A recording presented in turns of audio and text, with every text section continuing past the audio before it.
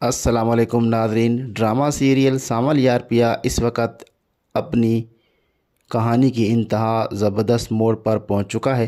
ہوا یوں کہ سانول اچانک شہریار کے گھر پہنچ جاتا ہے، دروازہ کھٹکاتا ہے۔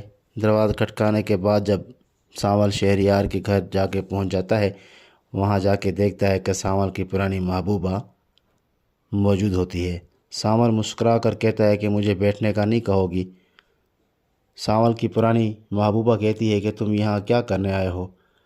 تمہارا یہاں مجھ سے ملنا میرے لیے کتنا عجیب بنا دے گا۔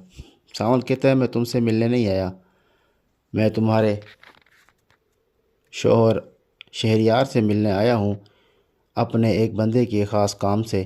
مجھے ان سے ملنا تھا، میں ان سے ملنے آیا ہوں۔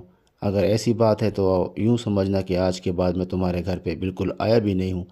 یہ سنتے ہی لمحہ بھر کی ماضی کو یادیں تازہ ہو جاتی ہیں، مگر سانول خود کو سنبھالتا ہے اور جاتے جاتے کہتا ہے آج کے بعد یہ محسوس نہ کرنا کہ میں تمہارے گھر آیا تھا۔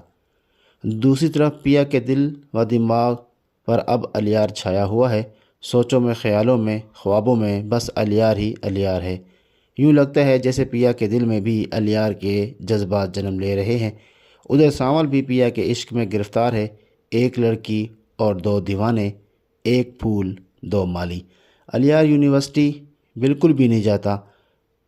پیا اور اس کی سہیلی الیار کا وہاں یونیورسٹی میں انتظار کر رہی ہوتی ہیں، لیکن ان کا نہ آنا پیا کو بے چین اور بے قرار کر رہا ہوتا ہے۔ پیا اپنی سہیلی سے کہتی ہے کہ الیار کو کال کرو، پوچھو کہاں ہے، کہاں نہیں، نہ جانے کیا کر رہا ہوگا اور کیا سوچ رہا ہوگا۔ الیار اپنے گھر سے نکلتا ہے اپنی ہیوی بیگ پر، وہاں سے سیدھا پیا کے گھر پہنچ جاتا ہے۔ دروازہ کھٹکاتا ہے، دروازہ کھلتا ہے، سامنے اسلم صاحب اور ذکیہ بیگم کھڑے ہوتے ہیں۔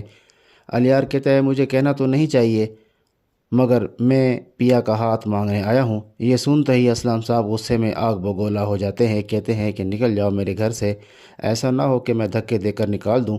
الیار مایوس ہو کر جانے لگتا ہے تو سامنے پیا آ جاتی ہے۔ پیا غصے سے کہتی ہے تو نے مجھے اپنے ماں باپ کی نظروں میں گرا دیا ہے، نکل جاؤ اور آج کے بعد میرے گھر کے قریب بھی مت آنا۔ ادھر سانول کے دل میں بے چینی ہے، وہ سوچتا رہتا ہے کہ آخر الیار پیا کے گھر کیا کرنے آیا تھا۔ دل میں سوالوں کا طوفان ہے، کیا واقعی پیا کے دل میں الیار کے لیے کچھ ہے؟